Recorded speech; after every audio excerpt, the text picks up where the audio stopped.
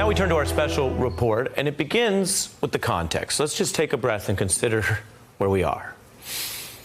Tonight, for the first time in the Trump era, an approaching bare majority of Democrats are backing an impeachment probe. They are, by various counts, a vote or two away. This jump comes because just this week, as we've been mentioning, 79 more Democrats got on board since the news broke of just this new incident, Trump's call with Ukraine, which Democrats say is now a clear impeachable abuse of power. And they're following, of course, the lead of Speaker Pelosi, who had held back until now to back this formal impeachment inquiry. So amidst all these developments, I want to get into, at this point in the hour, if you've heard some of the breaking news and some of the incriminating news, the facts and legal framework for what could lead to the ultimate remedy in the Constitution, which, as you know, it provides for removing a president from office by impeachment for treason, bribery, or other high crimes and misdemeanors. The House of Representatives shall choose their Speaker and other officers and shall have the sole power of impeachment. When a long train of abuses and usurpations, he has obstructed the administration of justice, is unfit to be the ruler of a free people, shall be removed from office on impeachment for and conviction of treason, bribery, or other high crimes and misdemeanors. We all know the words, the text. Because Congress handles this process, Congress ultimately decides what that text, high crimes, means. But many also do look to what the founders meant. And tonight, Democrats are saying it is the evidence in Trump's own White House records, these call notes, that reveal a high crime, they say, of plotting to use government power to go after a rival, violating the core trust that a president has to use powers on behalf of the nation, of you, of the public, not himself. In fact, that's how Alexander Hamilton defined an impeachable crime, that it would involve the abuse or violation of some public trust. In Federalist Paper number 65, he wrote that and wrote that the Constitution aims to make it as difficult as possible to combine any interest opposite to that of the public good. Now, apply some of that to the context of the new evidence that's out tonight and this Congress that's considering going forward a vote or two away from a majority for the impeachment probe. Well, Trump's own White House has documented him leaning on foreign prosecutors, his own lawyer, Giuliani, and the sitting Attorney General of the United States, not, as stated in these records, for the public good, but to try to take out a political rival. The end goal being 2020, or what in the founding era involved not, of course, direct elections, but the Electoral College electors. And Democrats are looking tonight to founding father George Mason, who talks of impeachment as a way to deal with a president who tries to get appointed, a.k.a. today, elected, by corrupting his, quote, electors. Top Democrats, and by the way, a lot of legal experts, are arguing that the president pressing a foreign power to ask them to meddle in the coming election is in the middle of the strike zone of that. Or consider another founding father, Edmund Randolph, saying impeachment's also there to address a president who abuses his power through military force or public money, which is why we are hearing these reports that people around Speaker Pelosi, who were skeptical until this week of impeachment, find this news different. Because think about that reference there to money in executing impeachment. And then think about the news, Donald Trump withholding money, your money, taxpayer money, from Ukraine. And now you have Congress considering potential articles of impeachment on this very thing, separate from even anything in the Mueller probe. And then there's the alleged misuse of intelligence. Consider Federalist James Erdell, who seemed to speak to this scenario, writing, quote, "It's the president's duty to impart to the Senate every material intelligence he receives.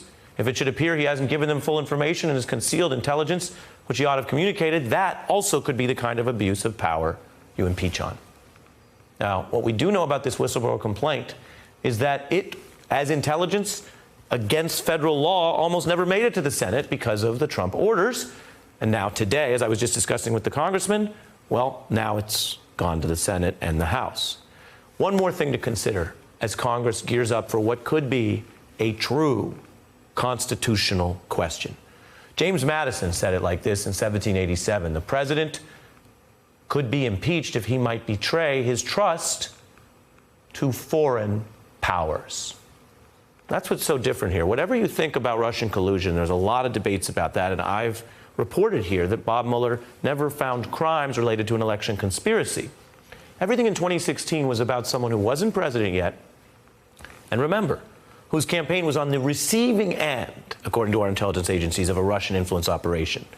This week on The Facts is at least different because it reveals the plot to collude beginning not in another country, not in Russia, but in the White House, with a president who Democrats say has already betrayed the trust of the American people and betrayed his oath of office. Now, as I always say around here, we're just reporting this out. What Congress will do, whether they do anything, whether those words or other words apply, well, we will see. But it is the constitutional basis for impeachment, which the founders said was there to remove people abusing power. And something that Rachel Maddow said just last night about this is pretty interesting, that only 2 presidents, remember, have ever been impeached, Johnson and Clinton, by the House, but they were never removed by the Senate. Take a look. There are only 2 instances in American history in which a U.S. president has been impeached. The one process the Constitution gives Congress to remove a president from office for high crimes and misdemeanors, that process has been used twice to impeach a president. Neither of those guys got removed from office, though. The one guy who did basically get removed from office because of the threat of that process, he technically was never impeached. That's right. President Nixon obviously resigned because it came before the Senate or House actually had to act, although they were going that direction. The Nixon example, though, may apply also on the facts, because Democrats say when you look at the articles of impeachment against him, it was abuses of power while Nixon was president, not a campaign, not 2016, to consider the current examples that we had in the Mueller report. And consider in that era how Congresswoman Barbara Jordan laid out the case. This was in her famous opening remarks before something that Nancy Pelosi now supports in this new context, a House Judiciary Committee considering impeachment against a sitting president. I am not going to sit here and be an idle spectator to the diminution, the subversion, the destruction of the Constitution. The subjects of its jurisdiction are those offenses which proceed from the misconduct of public men, and that's what we're talking about. In other words, from the abuse or violation of some public trust. If the impeachment provision in the Constitution of the United States will not reach the offenses charged here, then perhaps that 18th century Constitution should be abandoned to a 20th century paper shredder. The argument there was clear. She saw impeachable offenses and said, if you don't see that laid out in the grounds in the Constitution, maybe you need a new Constitution. Tonight, Speaker Pelosi and others are suggesting that it is actually the Constitution and those Federalist Papers I just quoted that basically explain why Ukraine is different, because Donald Trump has publicly admitted and provided the evidence of what they see as a violation of the public trust, to quote the founders, to betray the nation, to abuse the power for political gain. Pelosi is declaring that the Democrats are now involved in something that she was not supporting as of 2 days ago, and that has tipped the number of people in the Capitol who are approaching a majority for impeachment. What are the grounds for that? And will they ultimately introduce articles and vote on it? Well, that is up to them. Hey, I'm Ari Melber from MSNBC. You can see more of our videos right here, or better yet, subscribe to our YouTube channel below. You could have been anywhere in the world, but you're here with us, and we appreciate that.